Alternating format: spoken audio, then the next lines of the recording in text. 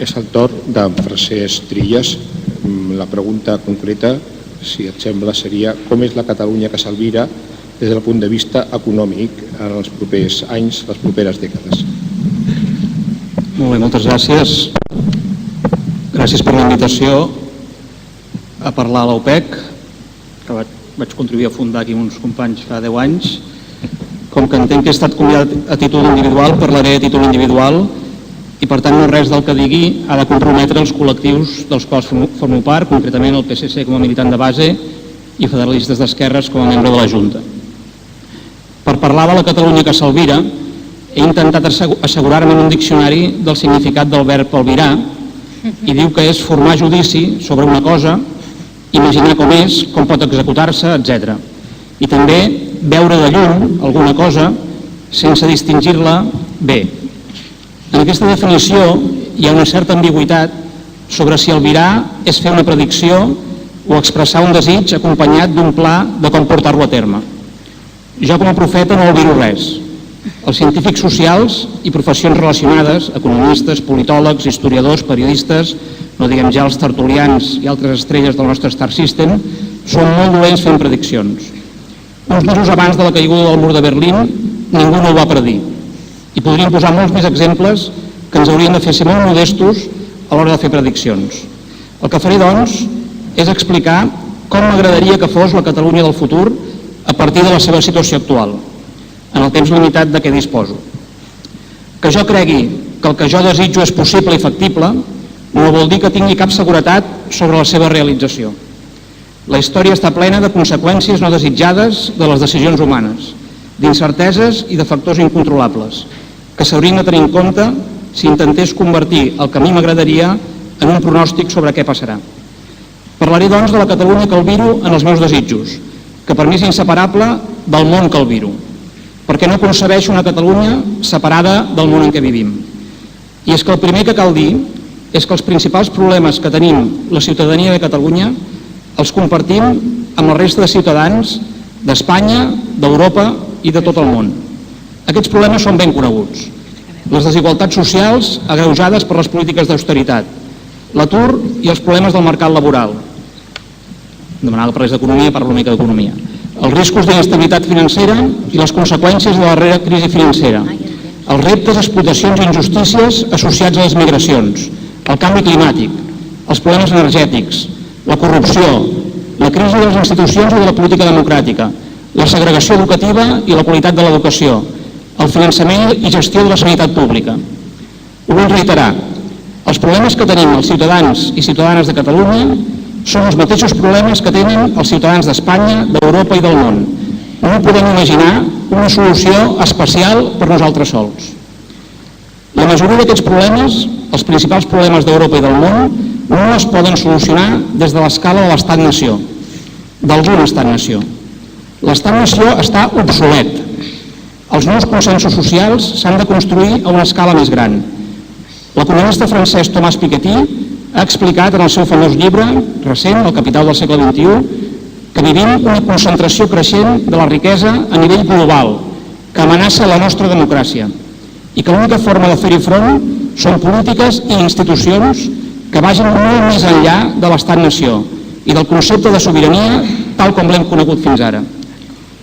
Piketty parla, per exemple, de bastir institucions democràtiques a escala com a mínim de la zona euro, que permetin aprovar un impost progressiu i transnacional sobre la riquesa, que contempli un intercanvi automàtic d'informació bancària i així contrarrestar la mobilitat internacional del capital.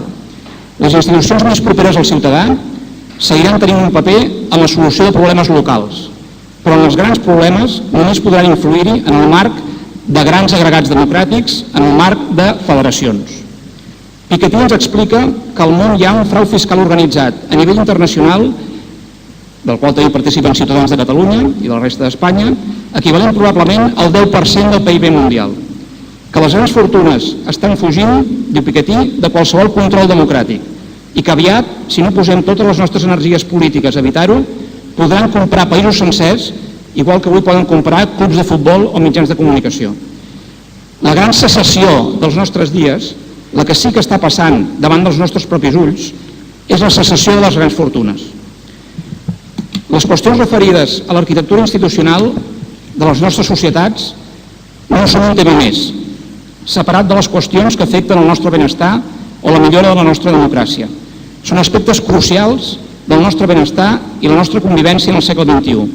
És per això que cal donar passos decidits cap a la creació d'un estat federal europeu que respecti i reconegui la diversitat dels seus pobles, diversos entre ells i diversos dintre d'ells, però que posi en comú els nostres recursos per ser rellevants en un món que s'enfronta a reptes tan importants com els esmentats anteriorment: canvi climàtic, concentració creixent de la riquesa que amenaça la democràcia o inestabilitat financera, entre d'altres. Només en el marc d'un estat federal europeu podrem fer front als reptes del manteniment del benestar i la millora de la democràcia. No hi ha alternatives simples i màgiques. La recepta que Piketty suggereix per corregir la situació actual, com he dit, és un impost progressiu internacional sobre el capital. Alguns comentaristes han considerat que aquesta part propositiva, basada en la creació d'institucions de federalisme democràtic europeu, és la més discutible del treball de Piketty. Més discutible que la part de diagnosi, i aquesta és una posició que no comparteixo. En realitat hauria de ser l'inrevés. Encara que la diagnosi sigui parcialment borrosa, cosa que és inevitable per la naturalesa de les dades en la qüestió de la riquesa dels més poderosos, perquè no la mostren voluntàriament, això no implica que haguem d'esperar per actuar. Hem d'esperar per actuar en el canvi climàtic a que hi hagi una certesa absoluta sobre el grau exacte d'escalfament del planeta? La concentració creixent del capital i el frau fiscal organitzat a nivell internacional constitueixen una amenaça per la democràcia, i els vells i potencialment nous estats-nació són completament incapaços de fer-hi front, però cal començar a actuar des d'ara mateix. És necessari reiterar-ho. Els estats-nació i els projectes d'estat-nació no tenen cap possibilitat de fer front a l'extensió global de la desigualtat.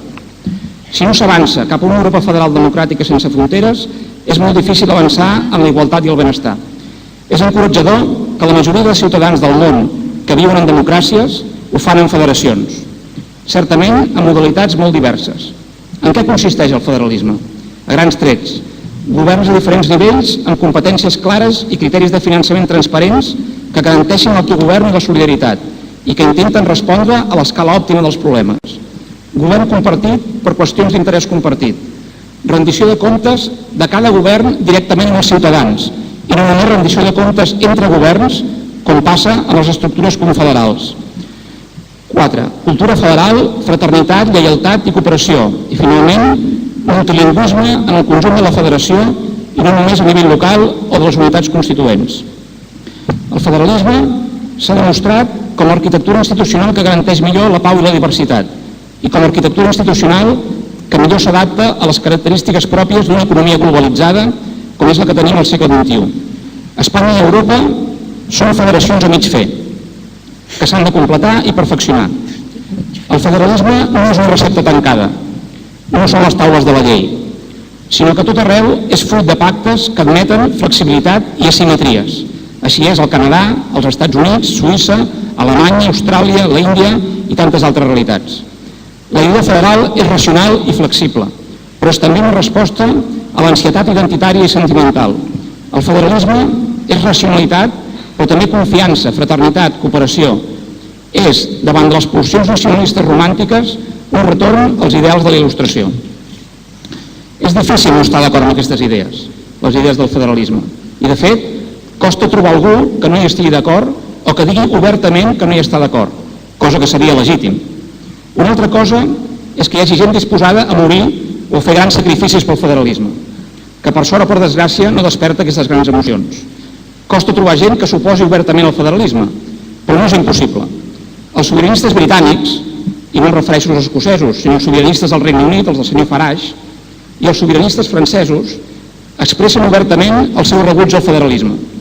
I, per cert, insisteixen que per frenar el federalisme i la pèrdua lògica i desitjable, crec jo, de sobirania nacional que estan experimentant, cal fer un referèndum, al qual s'oposen la majoria de partits democràtics dels seus països, preguntant a la població si volen sortir de la Unió Europea. A Catalunya i a Espanya no hi ha un rebuig obert al federalisme, encara que els partits nacionalistes l'han vist històricament amb desconfiança. El que se sent a dir aquí, en canvi, a vegades, tant a Barcelona entre cometes, com a Madrid, entre cometes, és que és massa tard per al federalisme. O aquí se'ns diu que no hi ha federalistes més enllà de l'Ebre, o que no està clar què vol dir el federalisme. En realitat no és massa tard, perquè, com he dit, més de la meitat de ciutadans en democràcia viuen en federacions que, per descomptat, no s'han construït ni en 2 ni en 3 dècades. El món està ple de federalistes, altrament no hi hauria tantes federacions. Avui, tota l'esquerra espanyola, si parlem del que passa més enllà de l'Ebre, i les grans forces polítiques europees es reclamen federalistes. Socialdemòcrates, demòcrates-cristians, liberals, com el senyor Tremosa ha pogut comprovar recentment, i verds. I les solucions federalistes estan força elaborades, com el llibre que acabem de publicar, que ha comentat en Pere Ríos. I les referències bibliogràfiques que s'inclouen en aquest llibre. El que passa és que oferim solucions en un context on les solucions no interessen a grups importants que hi surten guanyant, aquí i allà, amb l'absència d'una solució. La solució federal és viable. De fet, des del meu punt de vista, és l'única alternativa viable si de debò hi ha la voluntat de superar els grans reptes d'avui a Catalunya, Espanya i Europa. I les solucions més tard o més d'hora hauran d'arribar. I se'm fa difícil albirar una solució que no passi per un aprofundiment de la democràcia i la integració en l'actual Unió Europea, institució que amb tots els seus defectes, que hi són, avui fa inconcebible una guerra dintre del seu territori, a diferència del que succeeix en moltes altres parts del món. En pocs anys no hi haurà cap estat d'Europa en el G7 de les economies més riques. L'única front de ser rellevants és unir-nos més per poder ser efectius en el combat per resoldre els grans problemes que té plantejats la humanitat. El somni d'una Europa unida és un somni jove. Durant la major part de la seva història, des de la caiguda de l'Imperi Romà, el continent europeu va viure en un clima de fragmentació i enfrontament entre nacions, religions i grups ètnics. A la península Ibèrica, per exemple, vam ser tan intel·ligents que ens van permetre el luxe d'expulsar els àrabs i els jueus. Aquest clima va culminar en les desgràcies del segle XX, des de les guerres mundials fins a la guerra dels Balcans, passant per la Guerra Freda. Aquestes calamitats, fruit, entre altres factors, de l'odi i el menyspreu cap als que no són nostres, deixen en un segon lloc qualsevol benefici teòric que es pretengui associar a la fragmentació, com la major competència jurisdiccional per innovar en institucions. Fins i tot aquest objectiu es pot aconseguir amb un sistema federal flexible. La Unió Europea respon a un intent de deixar la divisió enrere per sempre, però com tota nova gran estructura democràtica, no podria ser d'altra manera, avança lentament i no d'una manera lineal. Els conflictes per qüestions de nacionalitat o ètnia en l'Europa no coberta per la Unió Europea, com Ucraïna, corren el risc de degenerar en un panorama semblant al que es viu avui a l'Orient Mitjà. Si no posem tot el nostre esforç en un progrés cap a una Europa federal i democràtica sense fronteres, que resisteixi les pulsions sobiranistes dels vells o nous estats i nacions, res no ens garanteix que no tornem a un passat de divisió i confrontació. Les idees del federalisme per a Catalunya, per a Espanya, per a Europa i per al món són inseparables de les idees pacifistes i internacionalistes de persones de diferents ideologies com Jean Jaurès, Albert Einstein, Lionel Robbins, Altiero Spinelli, Eugenio Scalfari o Tony Judt. El federalisme que defensem per Catalunya està associat als moviments de fraternitat dels segles XIX i XX, que avui sabem que no sempre van reeixir, però que van sembrar una llavor que és la que ens dona esperança. La pau i la federació són possibles, però no arriben soles. Cal lluitar per elles. Com ho van fer, i ho fan, mobilitzant-se o senzillament escrivint, intel·lectuals i polítics, alguns dels quals van donar la vida per aquestes idees. No tots, alguns per sort encara estan vius. I el llegat dels quals reivindiquem, com són Clàudia Magris, Clara Ausón, Stefan Zweig, Olof Palme o Ernest Lluch, per citar-ne només uns quants. El federalisme és la millor arquitectura institucional per l'economia del segle XXI. El Financial Times i el The Economist s'han pronunciat per una solució de federalisme asimètric per les relacions de Catalunya amb Espanya i Europa. Les grans famílies polítiques d'Europa, com he dit abans, també ho han fet. Els verds de Joschka Fischer i Daniel Cohn-Bendit també. Els verds més nous, no ho sé. Quan proposo una solució federal, no ho faig des d'una posició especulativa i personal. És la recepta de les grans famílies polítiques europees, és la proposta de grans personalitats que han ensenyat a Europa el camí que havia de fer per no tornar a les calamitats de la nostra història comuna.